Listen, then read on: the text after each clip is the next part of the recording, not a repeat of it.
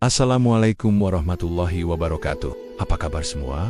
Semoga selalu sehat dan dalam lindungan Allah Subhanahu wa Ta'ala. Amin.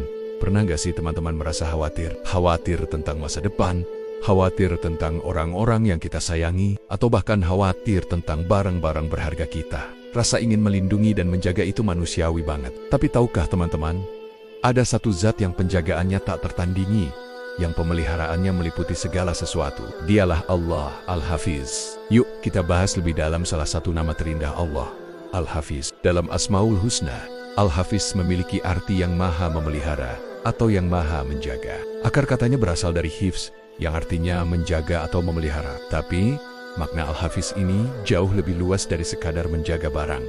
Pemeliharaan Allah itu sempurna dan mencakup seluruh alam semesta, dari galaksi terjauh sampai partikel terkecil yang tak terlihat. Coba kita renungkan sejenak. Langit yang terbentang luas tanpa tiang, bumi yang berputar pada porosnya dengan sangat presisi, gunung-gunung yang kokoh sebagai pasak bumi, dan lautan yang luasnya tak terkira. Siapa yang menjaga semua itu tetap seimbang dan teratur? Siapa yang memastikan matahari terbit setiap pagi dan bulan muncul di malam hari? Dialah Allah Al-Hafiz. Allah menjaga alam semesta ini dari kerusakan dan kehancuran. Semuanya berjalan sesuai dengan ketetapannya yang sempurna. Pemeliharaan Allah Subhanahu wa Ta'ala juga sangat terasa dalam hidup kita sehari-hari. Lihatlah diri kita sendiri. Jantung kita berdetak tanpa henti, paru-paru kita bernapas tanpa kita suruh, sistem pencernaan bekerja mengolah makanan menjadi energi.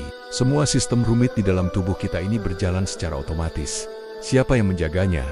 Allah Al-Hafiz. Dia memelihara fisik kita, menjaga kita dari berbagai macam penyakit dan bahaya yang mungkin tidak kita sadari. Selain penjagaan fisik, ada yang lebih penting lagi, yaitu penjagaan rohani dan iman. Inilah salah satu makna terdalam dari Al-Hafiz. Allah menjaga hamba-hambanya yang beriman dari godaan setan, dari bisikan-bisikan yang menyesatkan, dan dari perbuatan maksiat ketika kita berusaha mendekatkan diri kepadanya. Allah akan membukakan jalan dan menjaga hati kita agar tetap istiqomah di jalan kebenaran. Doa kita, ihdinas siratal mustaqim, dalam setiap sholat adalah permohonan agar Allah senantiasa menjaga kita di jalan yang lurus. Lalu, bagaimana cara kita meneladani sifat Al-Hafiz ini dalam kehidupan kita? Pertama, kita bisa mulai dengan menjaga apa yang Allah titipkan kepada kita. Jaga tubuh kita dengan makan makanan yang halal dan baik, berolahraga dan istirahat yang cukup. Ini adalah bentuk syukur atas pemeliharaan Allah Subhanahu wa Ta'ala terhadap fisik kita.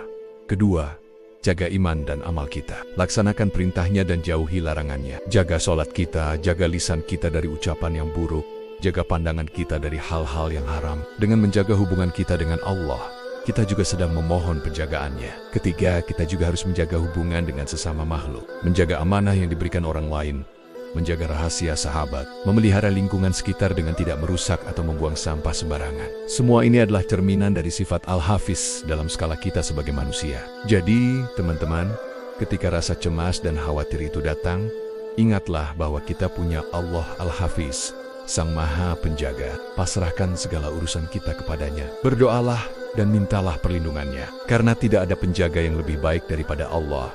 Seperti yang dikisahkan dalam Al-Quran tentang Nabi Yusuf yang berkata, maka Allah adalah sebaik-baik penjaga dan Dia adalah maha penyayang di antara para penyayang. Semoga dengan memahami makna Al-Hafiz, iman kita semakin kuat dan hati kita semakin tenang karena kita tahu kita selalu berada dalam pemeliharaan Allah Subhanahu wa Ta'ala. Terima kasih sudah menonton. Jangan lupa untuk share video ini jika dirasa bermanfaat. Sampai jumpa di pembahasan Asmaul Husna selanjutnya. Wassalamualaikum warahmatullahi wabarakatuh.